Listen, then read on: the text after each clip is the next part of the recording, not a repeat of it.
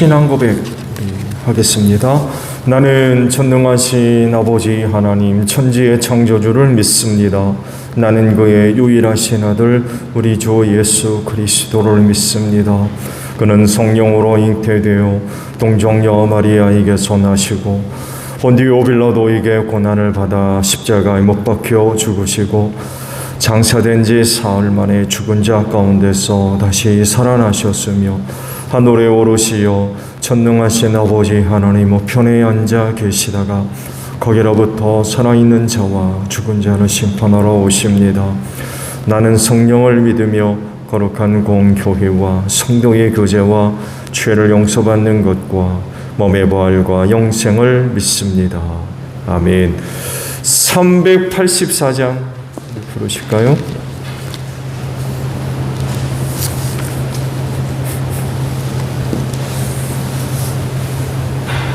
(384장입니다)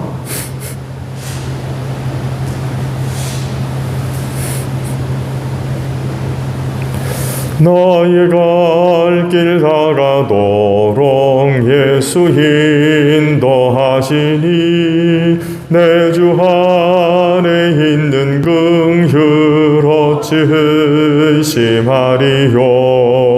믿음으로 사는 자는 하늘 위로 받겠네. 무슨 일을 만나든지 만사형통하리라. 무슨 일을 만나든지 만사형통하리라. 나의 갈 길 다가도록 예수 인도하시니 어려운 일 당한 때도 족한 은혜 주시네. 나는 심히 고단하고 영혼 배후 가라나. 나의 앞에 반석에서 샘물 나게 하시네.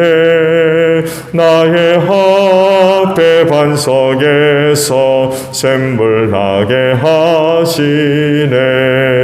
나의 갈 길 다가도록 예수 인도하시니 그의 사랑 어찌 큰지 말로 할 수 없도다. 성령 감화 받은 영혼 하늘 날아갈 때에 영영 부를 나의 찬송 예수 인도하셨네. 영영 부를 나의 찬송 예수 인도하셨네.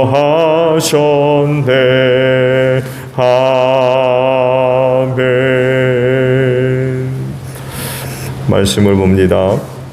창세기 45장이에요. 1절에서 15절까지 있는 말씀을 봅니다. 창세기 45장 1절로 15절입니다. 요셉은 복받치는 감정을 억누르지 못하고 자기의 모든 시종들 앞에서 그만 모두들 물러가라고 소리쳤다. 주위 사람들을 물러나게 하고 요셉은 드디어 자기가 누구인지를 형제들에게 밝히고 나서 한참 동안 울었다. 그 울음소리가 어찌나 크던지 밖으로 물러난 이집트 사람들에게도 들리고 바로의 궁에도 들렸다. 내가 요셉입니다. 아버지께서 아직 살아계시다고요.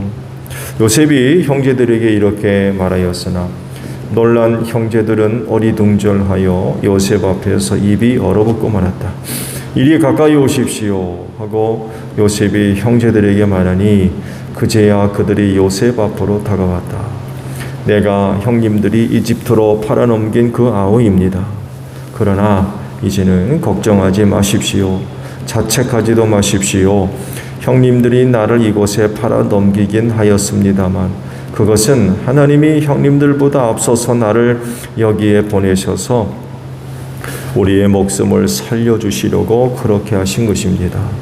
이 땅에 흉년이 든지 이태가 됩니다. 앞으로도 5해 동안은 밭을 갈지도 못하고 거두지도 못합니다. 하나님이 나를 형님들보다 앞서서 보내신 것은 하나님이 큰 구원을 베푸셔서 형님들의 목숨을 지켜주시려는 것이고 또 형님들의 자손을 이 세상에 살아남게 하시려는 것입니다. 그러므로 실제로 나를 이리로 보낸 것은 형님들이 아니라 하나님이십니다. 하나님이 나를 이리로 보내셔서 바로의 아버지가 되게 하시고 바로의 온 집안의 최고의 어른이 되게 하시고 이집트 온 땅의 통치자로 세우신 것입니다. 이제 곧 아버지께로 가셔서 아버지의 아들 요셉이 하는 말이라고 하시고 이렇게 말씀을 드려주십시오. 하나님이 저를 이집트 온 나라의 주권자로 삼으셨습니다. 아버지께서는 지체하지 마시고 저에게로 내려오시기를 바랍니다. 아버지께서는 고센 지역에 사시면서 저와 가까이 계실 수 있습니다. 아버지께서는 아버지의 여러 아들과 손자를 거느리시고 양과 소와 모든 재산을 가지고 오시기 바랍니다. 흉년이 아직 5해나 더 계속됩니다. 제가 여기에서 아버지를 모시겠습니다. 아버지와 아버지의 집안과 아버지께 딸린 모든 식구가 아쉬운 것이 없도록 해드리겠습니다 하고 여쭈십시오. 지금 형님들에게 말을 하고 있는 것이 요셉임을 형님들이 직접 보고 계시고 나의 아우 베냐민도 자기의 눈으로 보고 있습니다. 형님들은 내가 이집트에서 누리고 있는 이 영화와 형님들이 보고 오신 모든 것을 아버지께 다 말씀드리고 빨리 모시고 내려오십시오. 요셉이 자기 아우 베냐민의 목을 얼싸 안고 우니 베냐민도 울면서 요셉의 목에 매달렸다. 요셉이 형들과도 하나하나 다 입을 맞추고 부둥켜 안고 울었다. 그제야 요셉의 형들이 요셉과 말을 주고받았다. 아멘. 오늘은요 5절의 말씀을 함께 나누려고 그래요. 그러나 이제는 걱정하지 마십시오. 자책하지도 마십시오. 형님들이 나를 이곳에 팔아 넘기긴 하였습니다만 그것은 하나님이 형님들보다 앞서서 나를 여기에 보내셔서 우리의 목숨을 살려주시려고 그렇게 하신 것입니다. 라는 말씀이에요. 하나님의 섭리와 주권을 아주 단적으로 보여주는 그런 그 사건이죠. 이걸 요셉이 이제 깨달았어요. 하나님은 세상 모든 것을 창조하신 창조주이실 뿐만 아니라 그 모든 것을 통치하시는 왕이시며 주권자이십니다. 뜻을 세우시고 그 뜻을 이루기 위해서 모든 것들을 섭리하시고 이끌어 가십니다. 당연히 선한 분이기 때문에 모든 것을 그 주관하시고 일을 이루실 땐 선한 목적을 세우십니다. 하나님에게는 악이 없어요. 그분은 오직 선한 분이실 분입니다. 그래서 그분이 하시는 모든 일은 다 선합니다. 근데 인간 입장에서 때로 보면 선하신 하나님이 뜻을 이루시고 또 모든 것들을 주권적으로 섭리하시고 이끌어 가시는 과정 가운데 발생하는 일들을 보게 되면 이해하기가 어렵고 또 받아들이기 힘든 그런 그 부분들이 경험될 때가 있어요. 그래서 어떤 사람은 그것 때문에 시험이 들어요. 또 낙심에 빠지는 그런 일들이 발생합니다. 그래서 주관하시고 이끄시며 일하시는 하나님을 이해하지를 못하고 믿지 못하고 순종하지 않는 이런 그 모습들을 보여주기도 하지요. 그런 것들을 잘 이겨야 되죠. 극복해야 됩니다. 요셉에게 일어난 일이 바로 그런 경우예요. 형제들로부터 시기와 미움을 받아가지고 살해당할 뻔했어요. 르우벤이 그나마 중재해서 물 없는 구덩이에 던져 넣었죠. 근데 사실은 르우벤은 이 살려내려고 하는 마음이 있었지만 그게 뭐 자기 뜻대로 됩니까? 그냥 두면 뭐 얼마나 버티겠어요. 르우벤이 잠깐 자리를 뜬 사이에 유다가 나서가지고 거기에 빠진 요셉을 구원하려고 마침 그 곁을 지나가는 이스마엘 상인들에게 팔아넘기죠. 그래서 이집트까지 내려오게 됩니다. 그런데 여기서도 그 생활이 쉽게 풀리지 않았죠. 또 그 생활이 얼마나 또 꼬입니까? 파란만장한 삶을 또 거기서 삽니다. 거의 뭐 죽었다 살아나는 이런 그 일들이 있었죠. 근데 바로의 꿈을 해석할 수 있는 기회가 주어져서 아주 훌륭하게 바로의 꿈이 무슨 뜻을 갖고 있는지 설명을 해 주게 되면서 총리로 오르죠. 정말 하루아침에 완전히 요셉의 그 삶이 뒤바뀌게 됩니다. 그래서 이집트가 구원받죠. 이집트가 구원받습니다. 근데 이집트만 구원받은 것이 아니라 그 기근 속에서 야곱의 식구들이, 자기 형제들이죠. 요셉의 부모와 형제들이 구원받는 이런 그 역사가 일어나게 되죠. 그렇게 되면서 부족에 불과했던 아브라함의 그 후손들이 이집트로 내려가서 민족으로 성장하는 엄청난 그런 그 변화의 과정을 얻게 되죠. 요셉은 이 모든 과정 속에서 놀라운 사실 하나를 깨닫게 됩니다. 그건 바로 하나님의 뜻을 알게 돼요.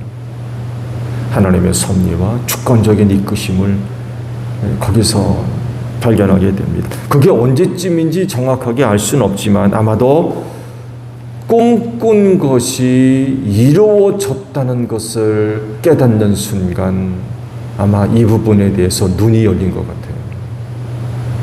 내가 여기 왜 오게 됐는지, 그때 꾼 꿈, 어릴 적 꾸었던 그 꿈이 지금 자기 눈앞에 그대로 이루어지거든요. 그 순간 내가 여기에 왜 오게 되었는지를 깨닫게 됐던 것 같아요. 하나님이 하시는 일을 볼 수 있는 영적인 눈이 활짝 열린 거죠. 이것을 알게 되었을 때 그동안 갖고 있었던 모든 부정적이고 또 상한 감정들, 상처들, 아픔들, 분노들 아마 눈 녹듯 다 사라져 버렸을 겁니다.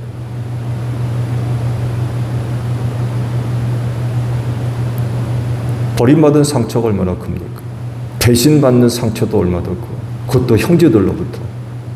이거 씻을 수 없는 상처입니다. 아픔이고, 거기다가 팔리기까지 해서 모함당하고, 배신당하고, 정말 인간이 살면서 겪지 말아야 될 일들을 참 겪으면서 살았던 그 안에 알게 모르게 부정적인 그런 그 감정들, 또 생각들, 이런 것들이 뱀이 독을 품고 또다리를 틀고 있듯이 막 그랬을 겁니다. 근데 하나님이 하시는 일이었구나. 하나님이 나를 이곳에 보낸 이유가 있었구나. 라는 것을 깨닫는 순간 다 없어집니다. 다 녹아버립니다. 이게 하나님의 뜻이었고. 그리고 그에 남는 건 뭐겠어요? 하나님의 은혜와 사랑뿐 없는.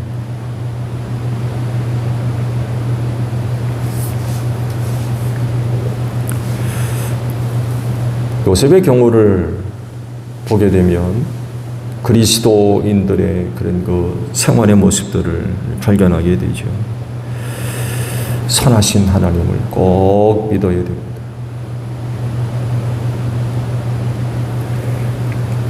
개인적으로 아무리 힘들고 어렵고 슬프고 낙심이 되고 이해될 수 없는 어떤 그 일들이 있을지라도 선하신 하나님은 꼭 믿어야 돼요.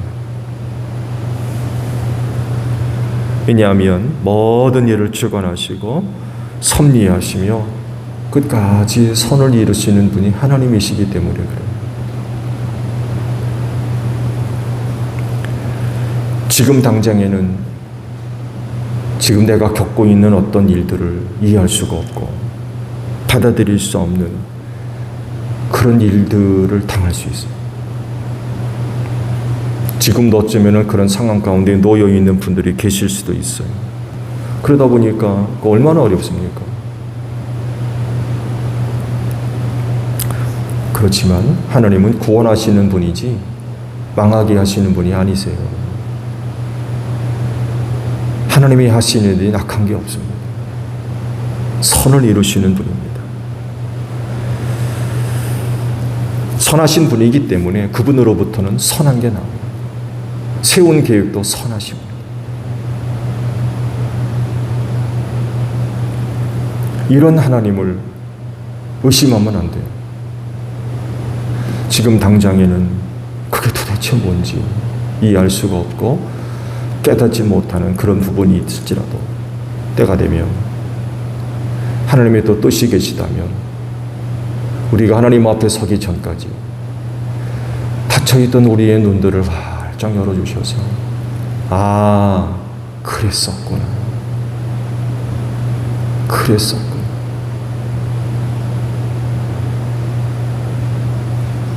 요셉이 깨달음을 얻은 것과 같이 우리도 하나님이 하시는 일들을 깨닫게 됩니다. 근데 참 감사한 거는요, 야곱이 죽기 전에 이런 일이 있었다는 거예요. 야곱이 죽고 나면은 요셉이고 깨달음이 또 무슨 소용이 있겠어요.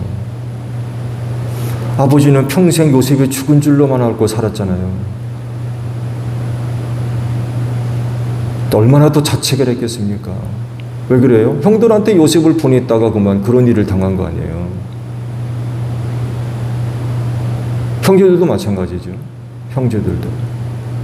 더욱 다행히도 한 사람도 잃지 않고 살아있는 동안 요셉을 만나게 됐어요. 요셉 또한 그들이 다 살아있는 동안 하나님이 하셨던 일들을 깨닫게 됐어요. 이것 또한 굉장히 큰 복인 것 같아요. 그중 하나라도 잃고 나면 야곱의 늦은 깨달음이 또 무슨 소용이 있겠습니까? 그 사람한테는 또. 그렇게 되니까 회복이 되잖아요. 형제들도 저들이 안고 있는 무거운 짐을 풀어버릴 수가 있잖아요. 아, 요셉이 살아있었구나. 근데 그게 하나님의 뜻이었구나 라는 것을 알게 됐을 때에 그 형제들도 요셉을 팔아넘긴 그 죄책감의 무게를 어떻게 또 견딥니까? 근데 살아생전 요셉을 만나고 요셉으로부터 하나님의 뜻을 알게 되었을 때에 죄의 짐이, 무거운 짐이 다 풀어지는 거죠. 이게 또 하나님의 은혜인 것 같아요. 요셉이나 야곱이나 그 형제들에게도 이런 은혜가 있었는데 오늘 여러분들에게도 그런 은혜가 있기를 바랍니다. 늦기 전에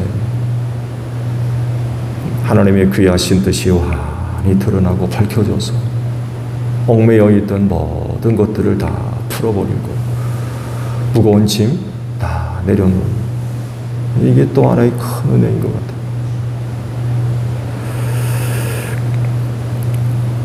선하신 하나님을 끝까지 신뢰하는 여러분들이 되시기를 바랍니다. 뜻이 계시면 정한 날에 우리의 눈을 활짝 열어주실 줄로 믿습니다. 그 뜻이 발견되면 해결되는 거예요. 다 해결되는 거죠. 오늘 하루도 달려가야 할 신앙의 경주, 선하신 하나님을 끝까지 신뢰하고 여러분이 머문 곳에서 그리고 이끄시는 대로 그리고 맡겨주신 일 잘 감당하면서 선을 이루는 데 힘쓰는 여러분들이 되시기를 바랍니다. 시험에 들어가지고 낙심해서 선을 이루지 않고 삐뚤어지면 그건 곤란한 거죠. 끝까지 선을 이루는 데 힘쓰셔야 돼요. 오늘도 여러분의 눈을 열어서 하나님의 뜻을 발견하는 또한 복된 하루가 되시기를 바랍니다. 주기도문합니다. 하늘에 계신 우리 아버지, 아버지의 이름을 거룩하게 하시며 아버지의 나라가 오게 하시며 아버지의 뜻이 하늘에서와 같이 땅에서도 이루어지게 하소서. 오늘 우리에게 일용할 양식을 주시고 우리가 우리에게 잘못한 사람을 용서하여 준 것 같이 우리 죄를 용서하여 주시고 우리를 시험에 빠지지 않게 하시고 악에서 구하소서. 나라와 권능과 영광이 영원히 아버지의 것입니다. 아멘. 기도하겠습니다.